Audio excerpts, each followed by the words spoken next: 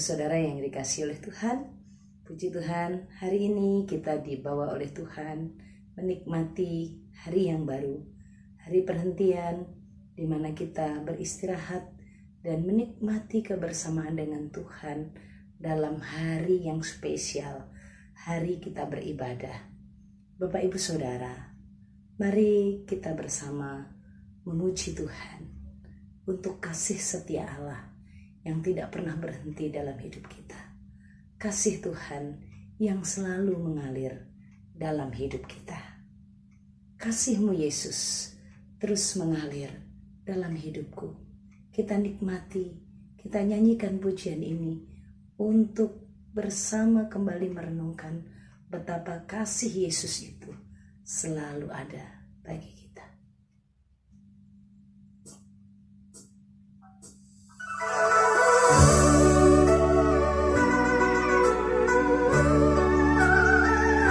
Kasih Yesus selalu ada bagi kita. Kasih-Nya selalu memberkati hidup kita. Kasih-Mu Yesus dalam hidupku terus mengalir di setiap waktu. Kasih-Mu Yesus dalam hidupku memberi kekuatan yang baru.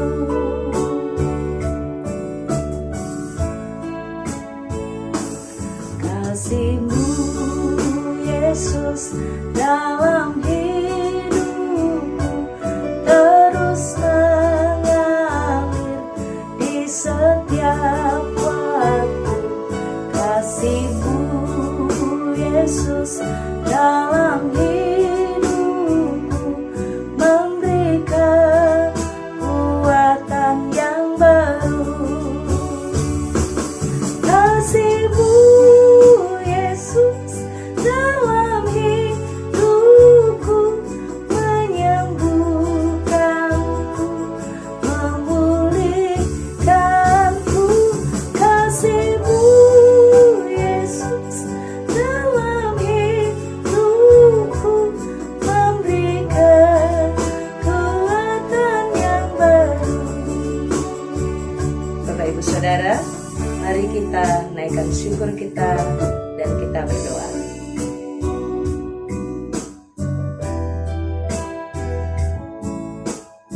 Saudara sekalian, mari kita bersama naikkan doa syukur kita dan bersiap untuk menerima firman Tuhan.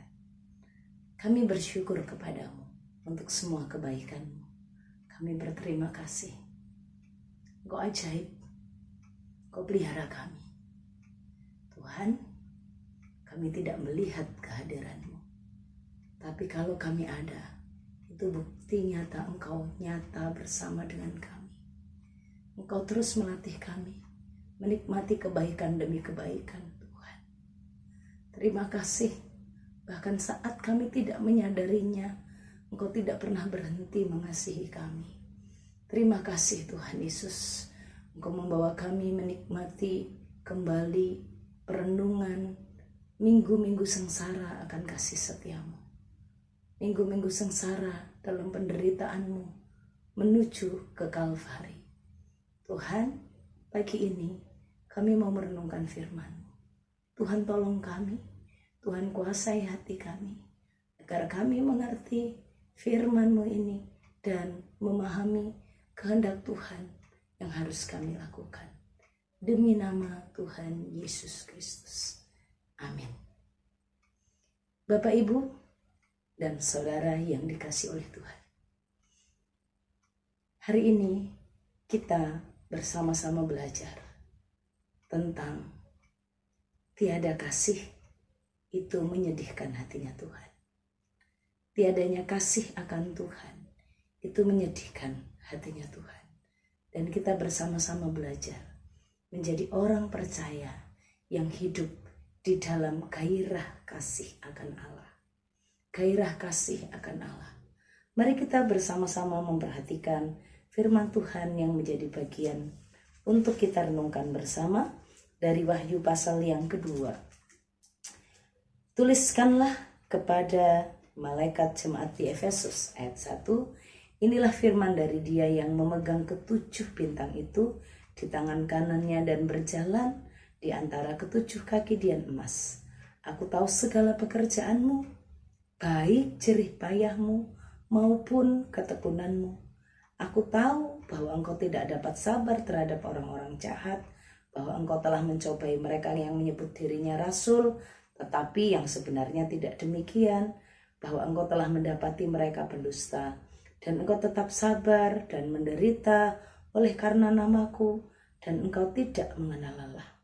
Namun demikian aku mencela engkau, karena engkau telah meninggalkan kasihmu yang semula. Sebab itu ingatlah betapa dalamnya engkau telah jatuh. Bertobatlah dan lakukanlah lagi apa yang semula engkau lakukan. Jika tidak demikian, aku akan datang kepadamu dan aku akan mengambil kaki dianmu dari tempatnya jika engkau tidak bertobat. Tetapi ini yang ada padamu, yaitu engkau membenci segala perbuatan pengikut-pengikut Nikolaus yang kubenci. Siapa bertelinga, hendaklah ia mendengarkan apa yang dikatakan Roh kepada jemaat-jemaat. Barang siapa menang, ia akan kuberi makan dari pohon kehidupan yang ada di taman Firdaus Allah. Bapak Ibu Saudara yang dikasihi oleh Tuhan, hari ini kita bersama belajar tentang perlunya gairah kasih akan Allah. Hal ini mau mengajarkan kepada kita yang pertama bahwa Tuhan mengerti bahwa kita sedang ada di dalam kasih, atau sebenarnya kita sudah hidup tanpa kasih. Orang berpikir bahwa kasih itu dinyatakan dalam tindakannya atau perjuangannya. Orang bisa bertindak tanpa kasih ternyata. Tuhan berkata di dalam bagian ini untuk jemaat yang ada di Efesus. Tuhan melihat, bukan Tuhan tidak melihat. Tuhan melihat bagaimana hidup mereka, kerja keras mereka, pelayanan mereka, bagaimana hidup mereka itu berjuang untuk berada di dalam kebenaran. Tapi yang sebenarnya hati mereka tanpa kasih kepada Allah, tanpa memiliki gairah cinta dengan Tuhan, tanpa memiliki kerinduan untuk berjumpa dengan Tuhan dan mengalami Tuhan. Orang bisa mencintai pekerjaannya. Hati-hati Bapak Ibu, jangan-jangan kita mencintai kehidupan ibadah kita, kehidupan aktivitas rohani kita, tapi sebenarnya kita sedang tidak di dalam cinta akan Tuhan. Orang-orang di Efesus waktu itu Tuhan katakan, aku tahu jerih payahmu. Yang namanya jerih payah itu kan tindakan atau aktivitas yang dilakukan dengan sekuat tenaga sampai mendatangkan kelelahan. Aku tahu ketekunanmu. Ketekunan itu adalah kesanggupan kemampuan seseorang untuk sekalipun menderita, sekalipun susah, tetap bertahan dan tidak beranjak. Tuhan tahu, Bapak Ibu Saudara, Tuhan bukan tidak melihat, Tuhan bukan tidak mengetahui, bukan tidak memahami. Tuhan melihat jerih lelah, kelelahan sampai tidak ada tenaga. Tuhan tahu untuk mengerjakan pelayanan, mengerjakan aktivitas rohani, itu kita kerjakan sampai habis-habisan, bahkan dengan tekun, bahkan sabar, bahkan dikatakan di dalam bagian ini, Tuhan tahu bagaimana engkau itu bertahan menghadapi kesulitan demi kesulitan. Bahkan kalau lihat orang gak sungguh-sungguh pelayanan, orang yang menyebut dirinya rasul tapi sebenarnya gak rasul, kamu bisa mendapati mereka sebagai pendusta. Iya benar, Tuhan lihat. Tapi Tuhan bilang begini, ayat yang keempat, ada lagi ya yang Tuhan lihat.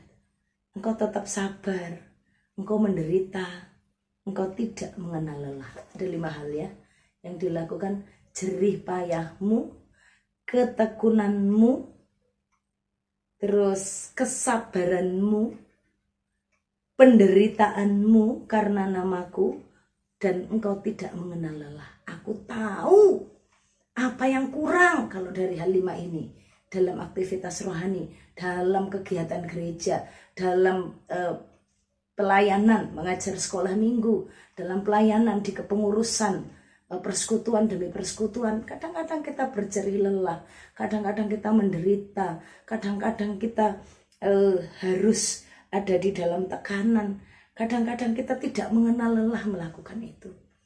Tapi kita diingatkan, ingatlah betapa dalamnya engkau telah jatuh. Ini kan seperti seseorang sedang jatuh dalam dosa. Apa yang Tuhan cela? Orang berjelih lelah, orang bertekun, orang bersabar, orang menderita demi nama Tuhan, tapi kok dicela oleh Tuhan? Apa yang kurang? Yang kurang adalah engkau sedang tidak memiliki kasih yang semula, kasih yang penuh dengan gairah menikmati Tuhan, kasih yang penuh gairah penyembahan akan Tuhan, kasih yang penuh gairah menikmati kedekatan dengan Tuhan dalam persekutuan, kerinduan yang dalam untuk mendengarkan suara Allah, kepekaan untuk memahami, mengerti, membangun relasi dengan Tuhan. Bapak Ibu Saudara yang dikasihi oleh Tuhan, percumalah, sia-sia, atau kalau di dalam bahasa ini, aku mencela engkau. Ingatlah, kalau kamu hanya berjerih lelah, kalau kamu tidak kenal lelah, kalau engkau ada di dalam penderitaan karena namaku, tapi kasihmu akan aku, cintamu akan aku tidak ada, kerinduanmu berbicara dengan aku, cintamu dengan aku ini mati rasa dan tawar, engkau hanya sibuk melelah-lelahkan dirimu, engkau sebenarnya telah jatuh begitu dalam. Bapak Ibu Saudara, rekan-rekan hamba Tuhan, rekan-rekan pelayan Tuhan, aktivis gereja, rekan-rekan para pengurus, pengajar sekolah minggu, pelayanan apapun yang engkau lakukan, yang mendatangkan kelelahan fisik bagimu, yang mendatangkan tekanan batin bagimu, itu tidak membuat Tuhan bahagia jika engkau tidak melakukannya dalam gairah cinta akan Tuhan, tanpa relasi dengan Tuhan, tanpa komunikasi dengan Tuhan. Engkau menghabiskan waktumu hanya untuk melelahkan fisikmu, tapi tidak bangun kehidupan doa. Saudara, di masa Prapaskah, kita diingatkan akan besarnya cinta Tuhan, akan besarnya kasih Allah yang dinyatakan, dan Allah membangun relasi dengan manusia dengan mengorbankan darahnya, supaya kita bisa berkomunikasi dengan Bapa, supaya kita tidak terpisah dengan Tuhan. Untuk membangun komunikasi itu, Allah mengorbankan dirinya, Allah mengorbankan hidupnya. Kita sia-siakankah itu? Bapak Ibu Saudara, di dalam masa-masa perenungan Minggu Prapaskah ini, minggu-minggu kesengsaraan Tuhan, kita diingatkan, ayo kita kembali hidup mencintai Tuhan. Tuhan Yesus tahu pengorbananmu, Tuhan tahu jerih lelahmu, tapi jika engkau itu lakukan tanpa cinta, aku akan mengambil kegidian itu. Engkau tidak akan lagi bisa menjadi terang, engkau tidak akan lagi bisa menjadi pemancar kasih Allah, dan itu semua akan diambil daripadamu. Bertobatlah, kata Tuhan. Mari hari ini kita bersama menikmati ibadah hari Minggu dengan cinta akan Tuhan. Jangan hanya melelahkan dirimu, tapi engkau tidak menikmati perjumpaan secara pribadi, menikmati kedekatan komunikasi dengan Tuhan, tidak menikmati bagaimana engkau sedang jatuh cinta kembali dengan Tuhan. Engkau hanya melakukan itu karena itu ditugaskan, karena itu jadwalmu, karena itu bagianmu, karena engkau sudah belajar masa tidak melakukannya. Hanya melakukan dengan pengetahuan tanpa cinta. Ingatlah, Tuhan mencela dan Tuhan mau kita bertobat. Bapak Ibu Saudara yang dikasihi oleh Tuhan, mari kita kembali hidup akan cinta akan Tuhan, membangun kehidupan doa dan penyembahan kita, melakukan semua doa kita, melakukan semua pelayanan kita bukan hanya dengan jerih lelah, tapi dengan gairah cinta yang mula-mula akan Tuhan Yesus. Mari kita berdoa. Bapa kami yang di sorga, terima kasih banyak Tuhan. Hari ini kembali Tuhan mengingatkan kami. Tuhan menegur kami. Tuhan menyatakan firman dengan jelas agar kami bertobat. Dan ternyata semua hal yang kami lakukan, jerih lelah, tidak kenal lelah, penderitaan dan tekanan sekalipun, jika Engkau tahu kami sedang tanpa cinta akan Tuhan, tanpa memiliki kedekatan dengan Tuhan, tidak punya waktu untuk ngobrol dengan Tuhan, Tuhan ampuni kami. Hari ini kami mau di dalam nama Yesus dipulihkan untuk kami menikmati kedekatan dengan Tuhan, membangun kembali keintiman dengan Tuhan, menikmati kembali gairah cinta akan Tuhan. Kami melakukannya bukan karena tanggung jawab. Kami melakukannya bukan karena jadwal tugas dan beban moral kami, tapi karena kami mencintai Tuhan. Kami mau pergi beribadah hari ini karena kami mencintai Tuhan.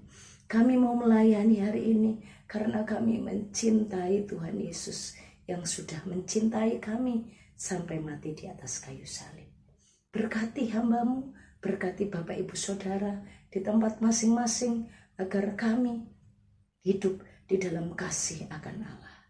Tuhan Yesus, tolonglah kami. Demi nama Tuhan Yesus, kami mohonkan berkat Tuhan. Tuhan memberkati engkau dan melindungi engkau. Tuhan menyinari engkau dengan wajahnya dan beri engkau kasih karunia. Tuhan menghadapkan wajahnya kepadamu dan beri engkau damai sejahtera. Amin. Shalom Bapak Ibu Saudara. Selamat hari Minggu. Selamat beribadah. Tuhan Yesus memberkati. Shalom.